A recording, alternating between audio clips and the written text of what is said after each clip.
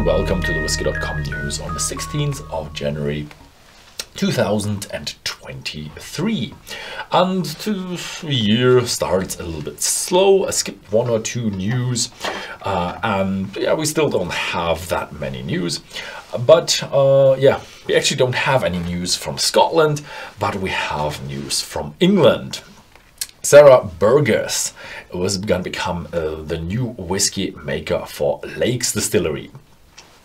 She's the new lead maker and new whiskey maker for that distillery, and she already brings a lot of knowledge with her. I think that's why they actually hired her, because she was working for 25 years in the whiskey brand, amongst them at Macallan, Clynelish and Glenkinchie. So she really knows what she is doing, and hopefully she brings the Englishman up to speed.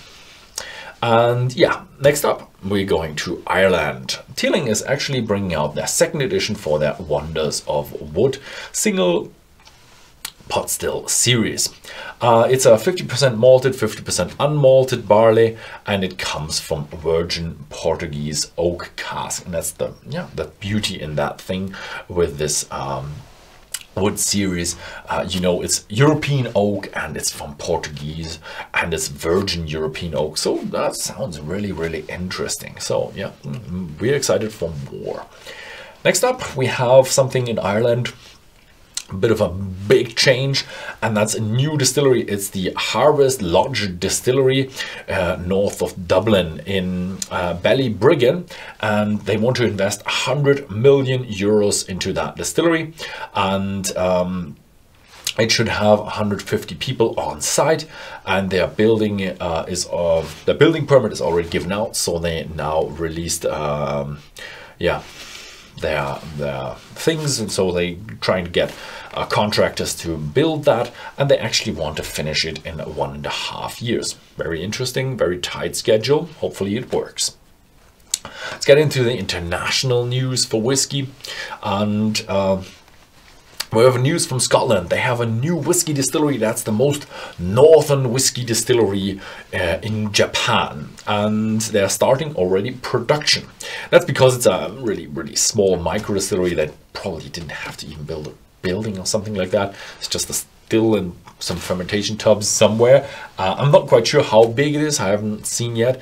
I only know it's in the prefecture of Hokkaido, which is the big island, but it's not on Hokkaido Island, but on the Rishiri Island. And yeah, there are not many islands north of Hokkaido that still belong to Japan, as they've lost the islands north of that to Russia, I think. And yeah, so yeah, it will stay the most northern distillery of Japan for probably a long time. Then we go for the news to Germany. St. Kilian, the whiskey distillery in Germany near Frankfurt, is bringing out their Signature 12 and Signature 13, a peated and an unpeated whiskey with a lot of different casks in there. They really dig their different casks. One is with 4 and one is with 5 different casks, so really big, and 54 ppm, no chill filtration, no coloring. Yeah. Next up, we have another one from St. Kilian.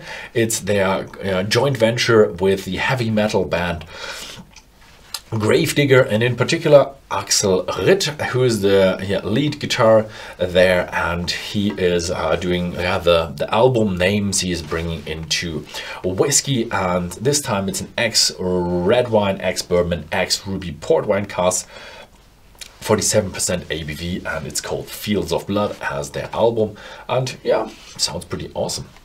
Yeah.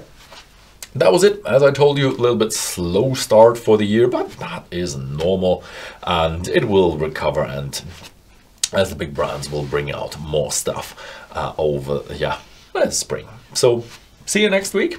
Thank you very much, and goodbye.